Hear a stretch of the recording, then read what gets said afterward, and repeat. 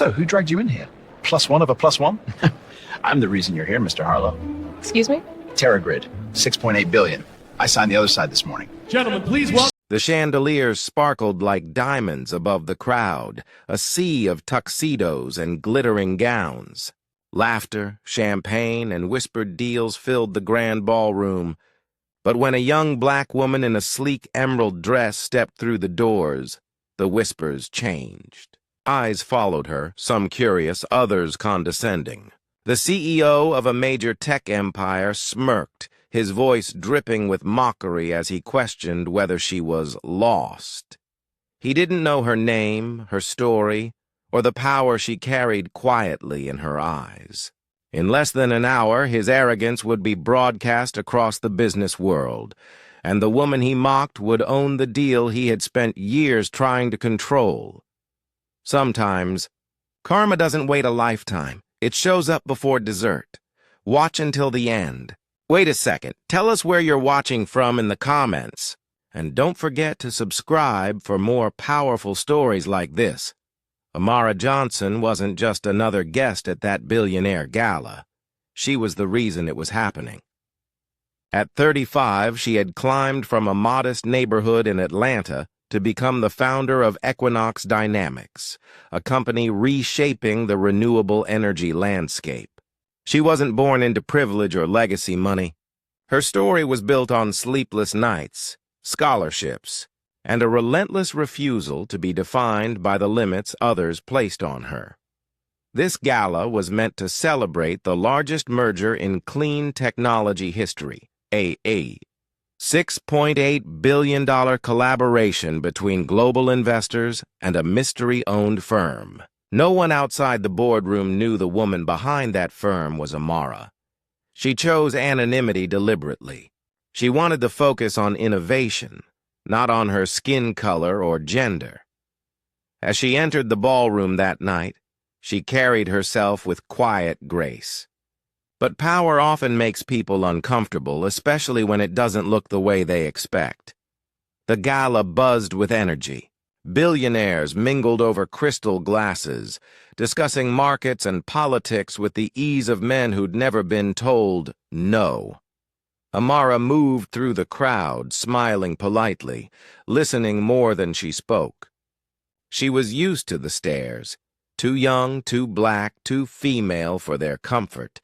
Then she met Charles Whitmore, CEO of Titan Energy Corp., a man whose handshake was as cold as his smile. For years, Charles had dominated the renewable sector through aggressive takeovers, often pushing out smaller minority-owned firms. Tonight, he was the presumed favorite to win the merger. He didn't recognize Amara.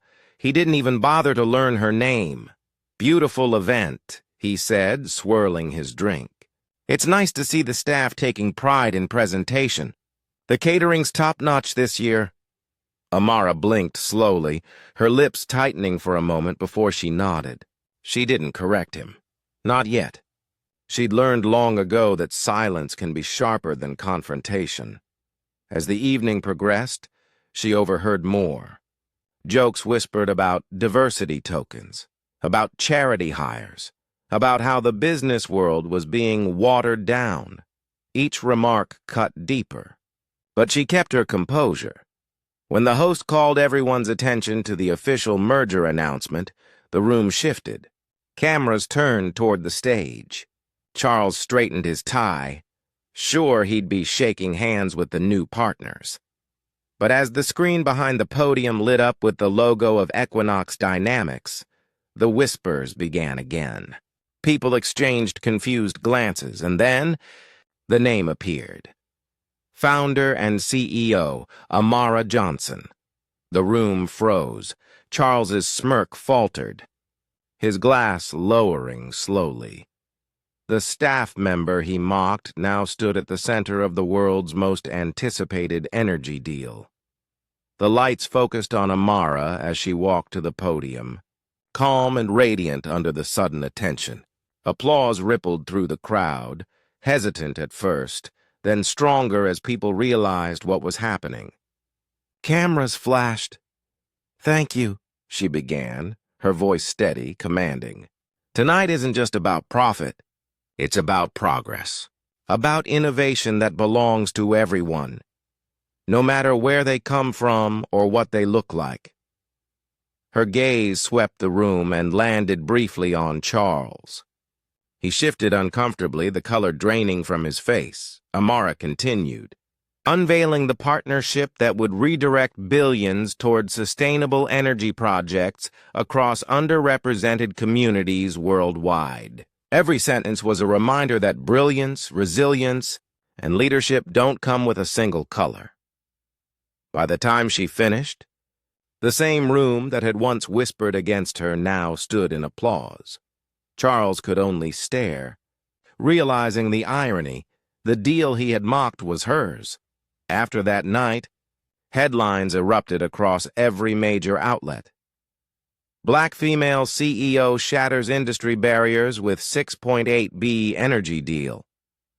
Interviews poured in. Investors doubled their support, and Amara's name became a symbol of change. But for her, it wasn't about revenge. It was about recognition. In private, Charles sent an apology through a PR email. She never replied. Instead, she focused on building a foundation to support young women of color in tech and business, women who, like her, had been underestimated in rooms that weren't built for them. Months later, when Titan Energy's shares began to fall and Equinox Dynamics rose to global dominance, Charles's name faded from the headlines. Amara's legacy, however, only grew. The story of that night became more than corporate gossip. It became a mirror, reflecting the biases still alive in boardrooms and banquets across the world, because racism doesn't always scream. It whispers, it smiles, it assumes. But sometimes the very people it tries to silence end up owning the table. So, the next time someone underestimates you because of the color of your skin, remember Amara Johnson, and remember this: power doesn't need permission to exist. Where are you watching from? What country and city? Take care.